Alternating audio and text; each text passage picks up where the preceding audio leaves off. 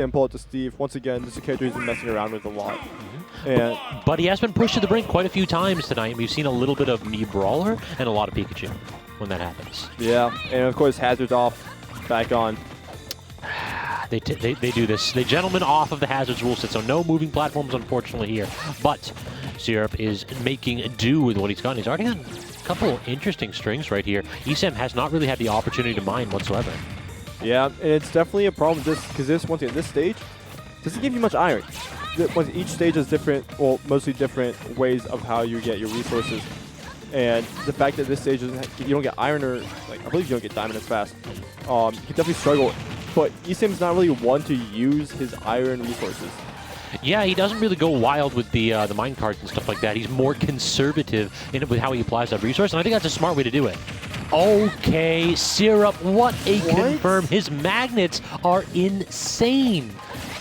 I know what happened there, but it still makes no logical sense. It's like, how do you think to do that? Yeah. He knows exactly when to mix in the magnet in these confirms. It really does remind me a little bit of like Melee Fox Shine. He just easy bake combos right out of that turnaround. Yeah, and especially there using, looks like it could have been a messed up raw bear. Accidentally, it looks like fairing in ESAM's direction, but dragging down and instantly charging. But ESAM's turn to answer back, but good air dodge out of this from Syrup. Yeah, using the no impact landings, which I'm not sure if you're familiar with them, but Steve has the ability to place blocks, which give him no lag when he lands on them. Exactly. I forgot how many frames it is, but rather than the normal amount of frames you get. So you can easily combo into up tilts, up smashes. It's insane. And ESAM has definitely been practicing that. You can see there. But the wall is in place. ESAM abandons it and just goes ahead and pulls out the Anvil Acme brand for stock 1. And should be dead. Magnet and back air, yeah. Syrup hits that so consistently, and tonight in particular, he has not missed a single offstage interaction. When he hits that PK fire, he always claims the stock.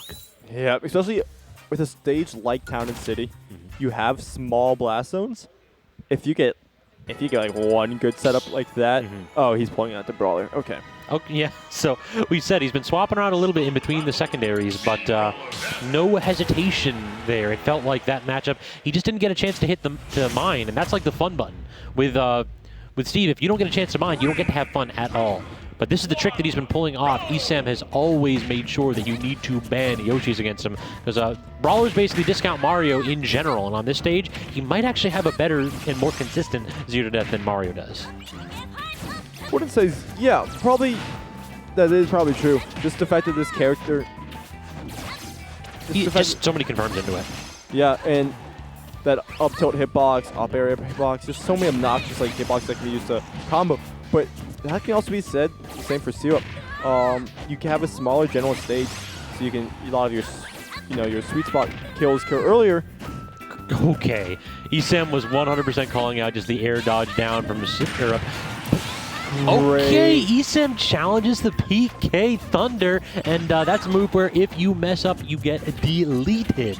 Yeah, and right there we saw that he did it. He did hit the dare, but he also is on a walled stage. Yep. He's dead. No, he's not. He has the thing.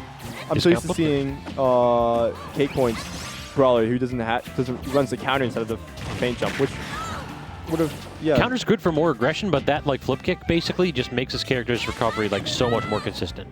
It's a lot harder to challenge. It may not have like a hitbox, but it sure does help get back. But that up B is an easy way to claim that stock. ESAM starting to work his way back here. This is a matchup where stocks and percentage don't necessarily matter nearly as much as stage positioning. Yep, indeed. Off stage right now. Oh, landing right on the slant. And that move actually has a decent amount of lag, but Syrup not being ready. Don't die to that, please. No. Yeah. Syrup had the appropriate DI, thankfully. That's one of those where it's just a DI check. If you know how to get around that, then it's not going to be killing you that early. But again, Magnet cancel in the back air, and Syrup staying consistent with that confirm. Right now, we're seeing these small little combos coming out for Syrup, in which you need to go rack up damage any way you can. And this pressure though, not letting ESAM get any of the hits he wants. it's working out very well. Like, this is just a general good game plan around me, Brawler. Yeah, ESAM's basically just trying to jump in on Syrup, and Syrup having none of it. There we go. Yep, he's dead either way. Not able to get, wouldn't have the down B to get back, getting caught out of it. And then that side B can be good. It doesn't cover that much distance to what he would have needed. Yep, so perhaps a bit of a tech flub right there, as ESAM was most likely SDIing, mashing his mind out, trying to get out of that yo-yo. And sometimes when you hit that B button just ever so slightly, and it says, all right, we can go into the darkness. That'll work. Yep. So we're seeing the Steve come back out. So ESAM not pulling out Pika. Surprising. Yep. But yeah, I mean, this is how you improve your secondaries. You have to go ahead and put your nose to the grindstone. And ESAM could always make the losers bracket run potentially, but he's going to go ahead and see if he can start this reverse 3-0 right here. And running it back on the town, definitely once again an interesting stage pick from what we've seen. What we saw in game 1, it looks like ESAM is more willing this time to take the time to mine, which is once again very important because I don't think he had Diamond at all during that first game.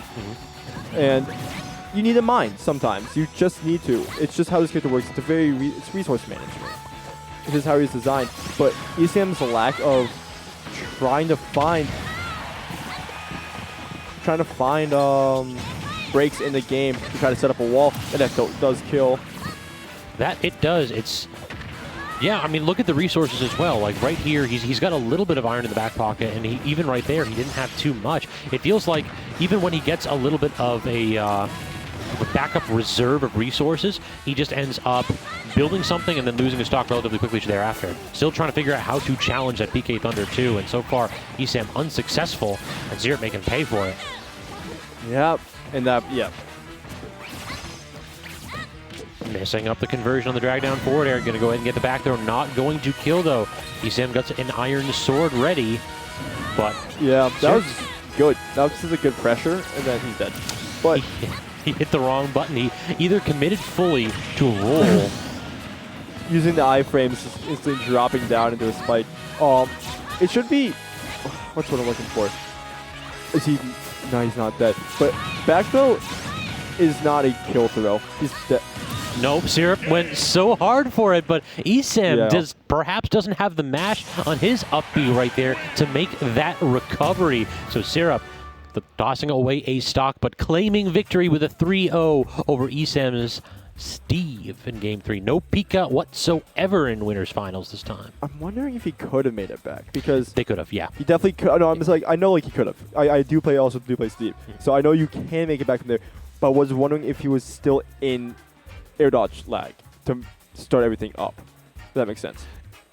Like, I think he had it for a while, but I heard the wings come out. The wings came out? Okay. Yeah. So you could, because if you don't know, side B does stall you out for a little bit. You can easily use that and then TNT yourself again, because by using TNT it resets minecart end lag. That's busted. Yeah, so you can like use it if you use minecart, and then you can only go so much distance to use TNT. You can instantly use minecart again. So that helps with like that lag, end lag, whatever.